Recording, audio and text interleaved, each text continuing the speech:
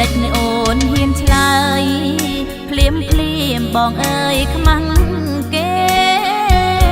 បែដងទំនេរសពថ្ងៃគ្មានទេគូស្នេហ៍សងសាអូនជាស្រីខ្មែរនៅនឹងថាត់ថាប្រមចាមិនតន់គិតគូវាសនាខិតខំធ្វើការយកប្រាក់ជូនម្ដាយបងអើយរូបអូនរស់នៅជាកូនអ្នកក្រខ្លាយល្អកកមុនស្នេហ៍យកល្អគួរកាត់វែងឆ្ងាយកុំឲ្យអង្គខ្លាយទៅជាបបាយចិត្តក្រែងស្នេហា